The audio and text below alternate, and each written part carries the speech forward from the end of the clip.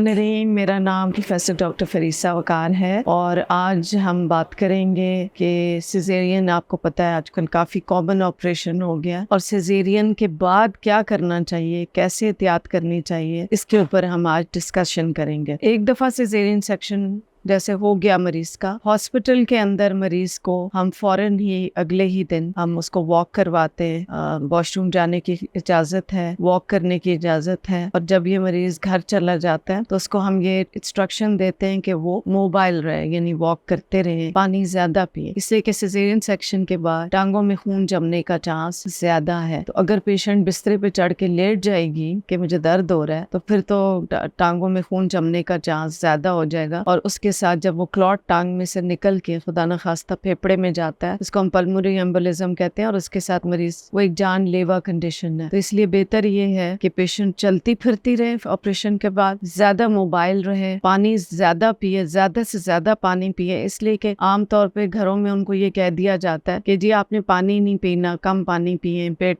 सूख जाएगा, ये है वो है। दूसरी बात यह कि बच्चे को दूध जरूर पिलाना चाहिए। माँ का दूध जो होता है वो ग़िज़ाइयत से भरपूर है। जैसे ही बच्चा पैदा हो, चाहे बेशक ऑपरेशन से हो, आधे घंटे के बाद या घंटे के बाद पेशेंट को जो है तकलीफ जरूर होती है, लेकिन थोड़ा सा बेड ऊंचा करके पेशेंट अपने बच्चे को दूध दे सकती है। और इसके अलावा जो है ना, पेशेंट को ये बताना है कि अगर वो चाहती है, अगर एक किसी ऑथेंटिक वजह से अगर उसका ऑपरेशन हो गया, पहला ऑपरेशन है, तो अगले ऑपरेशन के दरमियान अगर वो वक्फा देगी तो इंशाल्लाह उसकी नॉर्मल डिलीवरी के चांसेस बढ़ जाएंगे। ऑपरेशन के फौरन बाद क्या खाना है क्या नहीं, 1-2 दिनों तक हम रिकमेंड करते हैं कि थोड़ी सॉफ्ट डाइट लें, ताकि हाजमे में प्रॉब्लम ना हो। इतनी मोबिलिटी नहीं होती, मरीज इतना चल फिर नहीं रहा होता, उसमें उसको ये होता है कि खाना इतना अच्छा हजम नहीं हो रहा था, तो हम कहते हैं सॉफ्ट डाइट ले लें। लेकिन 2-3 दिन के बाद नॉर्मल खाना खाएं जो आप नॉर्मली घर में खाते हैं, और अच्छी ग़िज़ा रखें जिसमें फ्रूट है, छोटा बड़ा गोश्त है, ठीक है, सब्जियां हैं, और दूध दही है, जरूर ले। दूध दही की भी एक मिथ है, ये लोगों ने कहा हुआ है कि जी दूध पीने से जख्म खराब होता है।